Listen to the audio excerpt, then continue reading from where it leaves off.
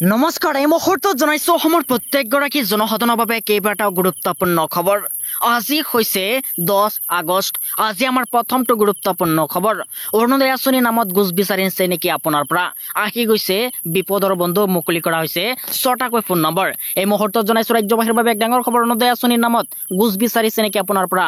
আহি গৈছে এক ডাঙৰ খবৰ। মুকলি কৰা হৈছে 6টাকৈ ফোন নম্বৰ।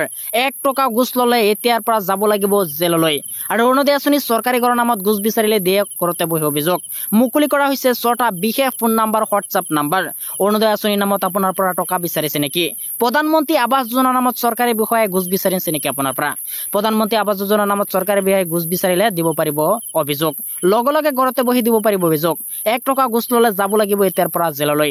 এই মুহূৰ্তত জনাইছো আমাৰ দ্বিতীয় নম্বৰ খবৰটোলৈ। আমাৰ দ্বিতীয় নম্বৰ খবৰটো আছে ডাঙৰ খবৰ। আজি হৈছে 10 আগষ্ট। 10 ঘণ্টাৰ বাবে নাথাকিব বিদ্যুৎ। বিদ্যুৎ বিভাগে জাৰি কৰিছে জাননী।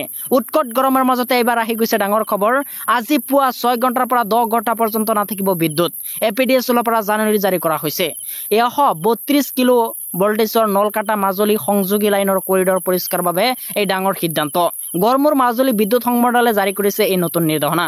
উৎকট গৰমৰ মাজতে এইটো আছিল এটা ডাঙৰ খবৰ। আৰু আজি পুৱা 6 ঘণ্টাৰ পৰা 10 ঘণ্টা পৰ্যন্ত নাথাকিব পাৰে বিদ্যুৎ।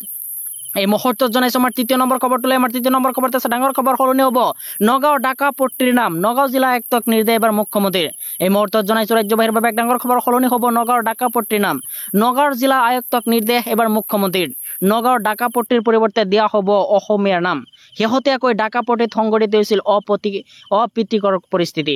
মুখ্যমন্ত্ৰী হিমন্ত বিশ্ব শৰ্মাই বিষয়টোক লৈ প্ৰকাশ কৰিছে এক প্ৰতিক্ৰিয়া। সলনি হ'ব নগাঁৱৰ ডাকা পট্টিৰ নাম। এই মুহূৰ্তত জনাইছো আমাৰ 5 নম্বৰ খবৰটোলৈ। আমাৰ 5 নম্বৰ খবৰটো আছে ডাঙৰ খবৰ। মুছলমান নহলে অসম হৈ পৰিব অচল। অসমৰ উপাৰ্জন বন্ধ হৈ পৰিব। ARDFৰ বিধায়ক ৰছুল হকৰ ভয়ংকৰ মন্তব্য। এই মুহূৰ্তত জনাইছো ৰাজ্যবাসীৰ বাবে এক ডাঙৰ খবৰ। মুছলমান কৰ্মী য'ত আছে এসপ্তাহৰ কাৰণে কাম বন্ধ কৰি দিয়ক।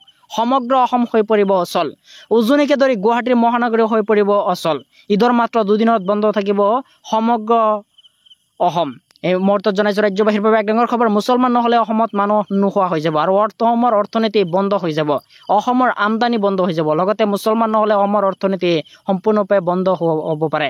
আৰু ARDFৰ প্ৰাক্তন বিধায়ক ৰছুল হকৰ ভয়ংকৰ ভাষ্য। এই মুহূৰ্তত জনাইছো আমাৰ 6 নম্বৰ খবৰটোলৈ। আমাৰ 6 নম্বৰ খবৰটো আছে ডাঙৰ খবৰ। শিৱসাগৰৰ নাগৰিক সভাৰ বাবে শৃংখল চুলীয়াৰ ওপৰত লোৱা হ'ল ব্যৱস্থা। অখিল গগৈৰ এক ডাঙৰ মন্তব্য। শিৱসাগৰ নাগৰিক সভাৰ বাবে শৃংখল চুলীয়াৰ ওপৰত লোৱা হৈছে এক ব্যৱস্থা। শৃংখল চুলীয়া সন্দৰ্ভত অখিল গগৈৰ এক ডাঙৰ মন্তব্য।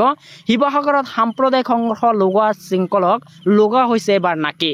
শৃংখল চুলীয়াক নাকি লগোৱাৰ বাবে বিল লাচিত সেনাক ধন্যবাদ এবাৰ অখিল গগৈৰ।